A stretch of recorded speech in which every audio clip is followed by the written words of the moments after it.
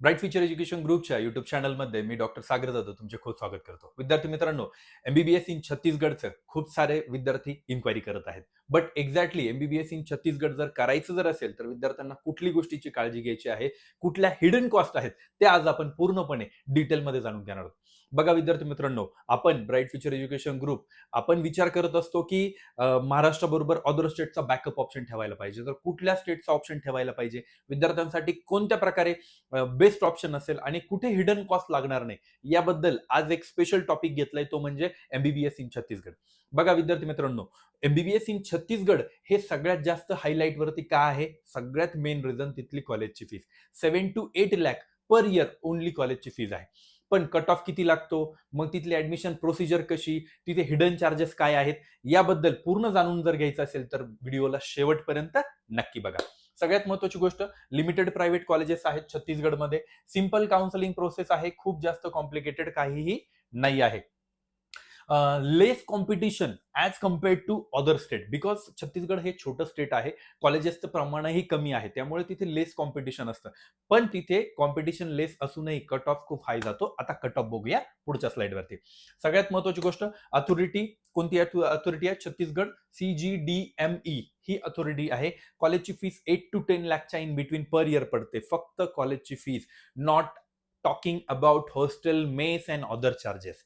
त्यानंतर expected cut off 450 ते 500 in between last year गेलेला आहे, म्हणजे 2025 मध्ये 450 ते 500च्या इन बिटवीन मार्क्स असणाऱ्या विद्यार्थ्यांना कॉलेज भेटलेलं आहे छत्तीसगडमध्ये.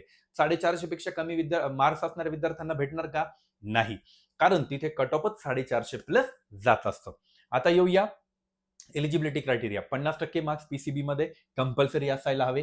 त्यानंतर तुम्ही पीसीबी जनरल असो किंवा रिझर्व्ह कॅटेगरी असो, 50% is mandatory. Security deposit 1 lakh रुपये आपल्याला द्यायचं असतं at the time of counselling. त्यानंतर hidden charges, hostel, university charges आणि एक्झामिनेशन चार्जेस. मी तुम्हाला पहिलं पण बोललो होतो की काहीतरी हिडन चार्जेस आहेत. ते म्हणजे हे आहेत की hostel fees, university charges and examination charges. ते किती, आपण प्रॉपर युनिव्हर्सिटीच्या साईटवरती किंवा कॉलेजच्या एखाद्या साईटवरती जाऊन आपण बघूया एक्झॅक्टली किती हिडन चार्जेस आहेत.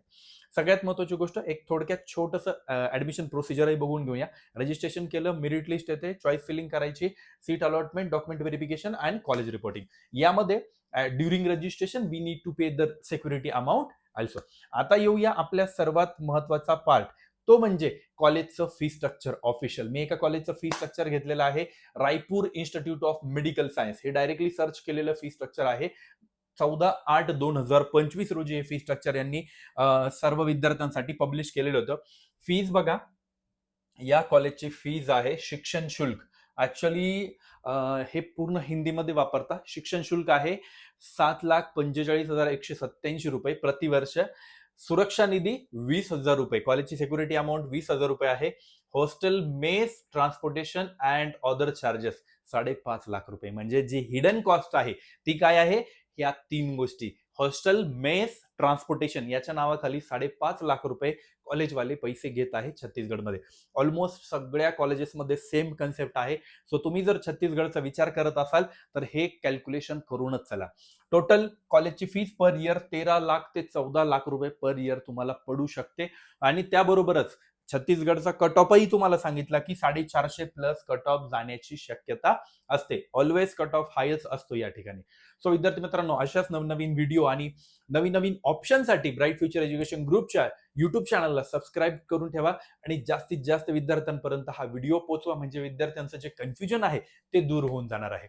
आणि नक्कीच माझे जे डेली लाईव्ह किंवा जे माझे संडेचे लाईव्ह असतात त्या लाईव्हला अटेंड करायला विसरू नका. आणि आमचे लवकरच ऑफलाईन सेमिनार्स पण विविध सिटीज आहे, नंदुरबार, जळगाव, धुळे, अकोला, अमरावती, पुणे, कोल्हापूर, अशा ठिकाणी ऑफलाईन सेमिनार्स पण होणार आहे. मी स्वतः त्या ठिकाणी असणार आहे, तेही अटेंड करायला विसरू नका. तुम्हाला पर्सनल काउन्सिलिंगही त्या ठिकाणी मी देऊ शकतो. Thank you so much. युट्यूब चॅनलला सबस्क्राईब आणि जास्तीत जास्त विद्यार्थ्यांपर्यंत शेअर करा. Thank you so much.